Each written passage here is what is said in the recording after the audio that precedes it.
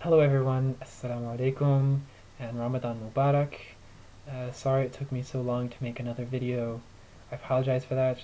Uh, I'm making this video on my cam on my laptop, so if my voice doesn't match with my lips, if I look like I'm in a Japanese movie, then I apologize for that too. Anyway, um, happy Ramadan. It's Ramadan, yay. So I hope everybody's fasting is going well. If you're fasting, Allah accept your fast. Uh, I just wanted to say two things. Uh, First of all, thank you for your support and watching my videos. It means a lot to me to get so much positive input about my videos, and to know that my videos mean something to other people means a lot to me. And also, I really would like to say how much it means to me that people email me and talk about my videos and say like, hey, I saw your video and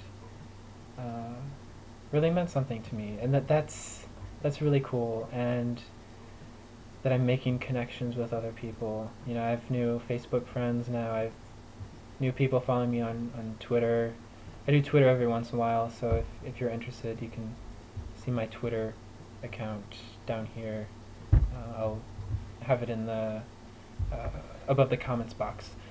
But anyway, it's really cool because you know, as LGBT Muslims, we always think we're alone, right?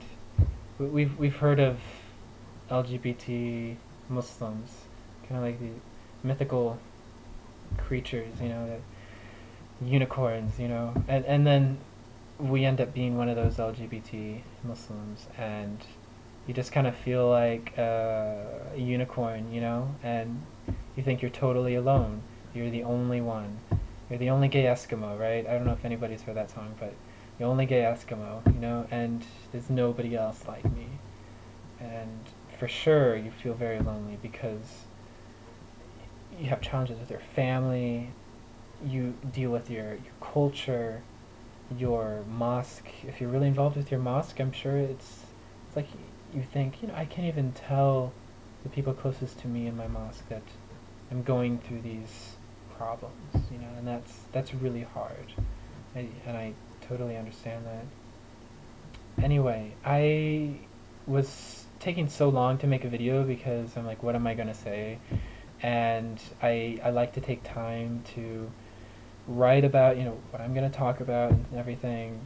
And this video is kind of random. Just an hour ago I thought about what I should talk about, so I don't really prepare that much, but I did want to share something that I listened to earlier on the radio, on this program called On Being, and it's a faith-based program, interfaith, and this one woman, Krista Tippett, she does interviews of different people of faith.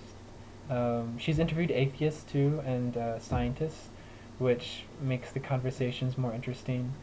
And she did a program a while ago called Living Islam, where she interviewed a handful of Muslims and talked about what it means to be Muslim for them. And one of the people she interviewed was this woman, Turkish American, named Feiruz Faizon. I could be mispronouncing her name, I most likely am. Anyway, I just wanted to read what she had to say in the program because it was awesome.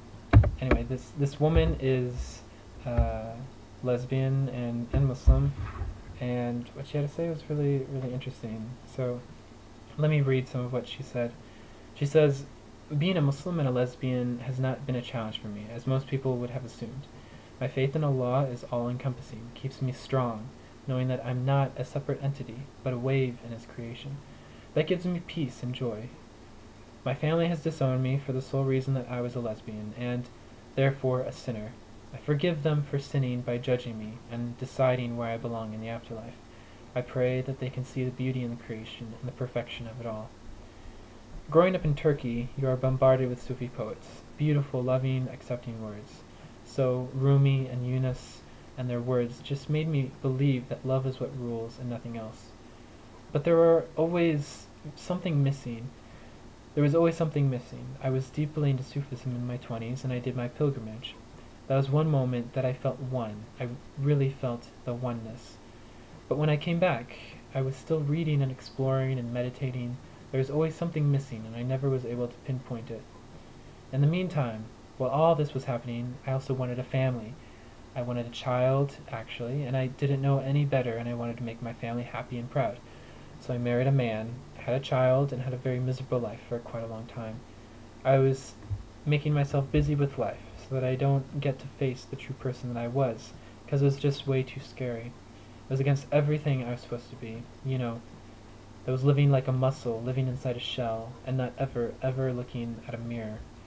Yunus Emre, that's the Turkish poet, he says that knowing yourself is knowing the Creator. If you want to know God, know yourself. So even though I was spending hours and years trying to know God, because I was covering the core part of it, I could never really know God. Well, one day it happened and I met this person, my partner. She actually gave me the greatest gift of all. That was the acceptance of who I was, and that was the first step for me to go inward without fear. Anyway, that was her short thing in the radio program, and it was beautiful. I loved the way she talked about how she covered the truth about herself. She never looked at herself. She never looked in the mirror at her true self, and that was really cool. Sexuality is a huge aspect of our lives. It plays in our marriages and our relationships, and for heterosexuals it's not really taken very thoughtfully. It's just there. They take it for granted. But for LGBT Muslims, or just LGBT people in general, you have to think about it. And because you're different. You're different in that way. I think there's a lot of misunderstanding what it means to be queer and Muslim. A lot of Muslims who don't understand, they go straight to the actions. You can't be gay, for example, because you can't do the actions. Like, as long as you don't do the actions, you can't be gay. So there's a huge misunderstanding of what it means to be queer.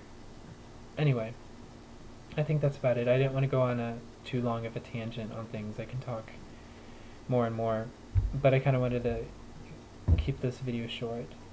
Anyway, keep the comments coming, and if you ever feel like talking to somebody, if you're struggling with your sexuality or your gender or something like that, and your faith, please feel free to contact me. You can always email me through YouTube or contact me through other means.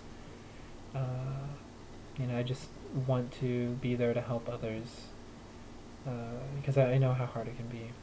So anyway, happy Ramadan, and next YouTube video we will talk later.